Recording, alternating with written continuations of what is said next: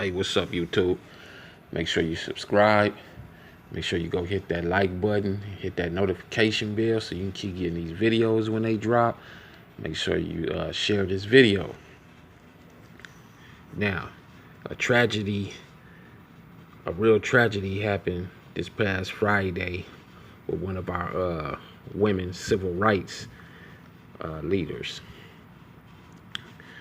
One of our beloved civil rights activists and community leader was found dead in the trunk of a car this past Friday. Sadie Roberts-Joseph, who founded the Odell S. Williams Now and Then African American Museum in Baton Rouge back in 2001. They found her in the trunk of a car dead. Police say they are searching for the person or persons responsible for the death of Miss Roberts-Joseph. You know, something tells me that my spirit, something tells me my spirit that this wasn't just a random act of violence, and it was highly deliberate. You know, this was intentional. This was an intentional hit. You know, as usual, when it comes to our people who speak out and tell the truths, they become targets. You know, this is some foul and fucked up shit. And especially the manner in which she was found in the back of a trunk. Like, this shit is serious, people. This shit ain't funny. Especially to happen to one of our women civil rights leaders. This shit hurts my heart. This not cool. Now, how convenient there is no suspects until they create some or frame somebody. You know, they ain't found nobody yet. Don't nobody know nothing. You know, this happened in Baton Rouge, Louisiana. It's not too big out there in Baton Rouge. So, I mean, somebody should know something. And I know somebody knows something. You know, too often this type of shit happens to our people. And she was a beautiful woman in spirit. This don't make any sense at all, peoples. You know, there's an attack on all black people. There's a war against the black people. There's a war against our race. And we better start fighting back and protecting one another before our entire race is eliminated. Because that's what the plan is. Anyways, police say she was found 3 miles from her home. The police also didn't explain what led them to the car where they found her body. Of course, they're not going to tell us anything this early, and I wouldn't expect them to.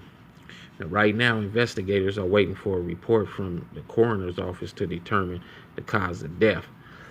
You know, they don't know how she was. Well, the police, I know they can figure out how she was dead. I know they done seen something. They know if she was strangled or beat to death or shot or stabbed. You know, they just want the coroners to do their examinations and autopsy to determine the exact thing that caused the death.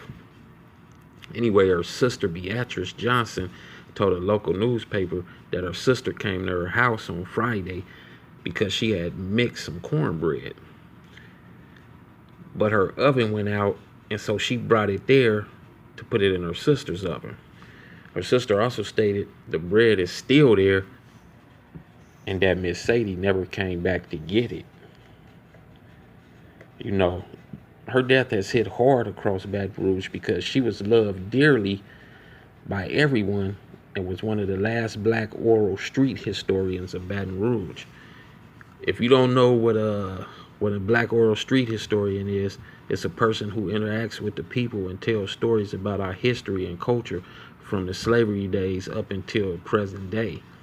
You know, they inform you on what's going on and they enlighten you about our history. You know, it's important to learn our history. So that's what they do. You know, that's what a black oral street historian is. This is what one person on Twitter wrote about Miss Sadie. And I put it up, and hopefully y'all can see it and read it. I'm gonna keep talking. And Miss Roberts-Joseph was involved in many community activities, such as her bicycle giveaway. She was involved in so many things, you know. To the organization she founded, Community Against Drugs and Violence, And each year she would organize a Juneteenth celebration as well. Her museum features exhibits of African art and tells the stories of minority inventors.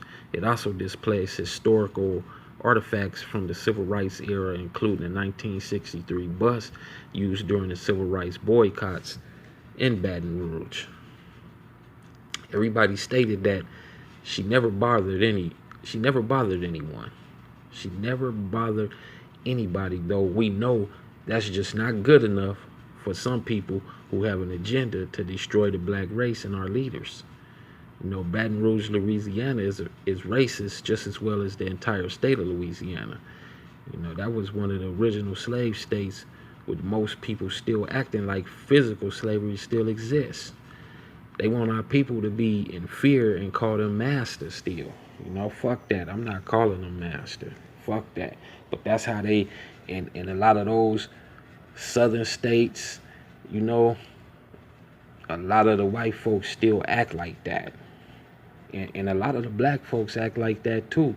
But believe this, there's some black folks in the South that'll beat the fuck up out of you. And they'll kill your ass too. Real talk. So go down there playing if you want to. Go down there playing and you're going to find out real fast. You know, some parts of Louisiana are still racist and segregated. You know that it's segregated to the point to where black people are not welcome.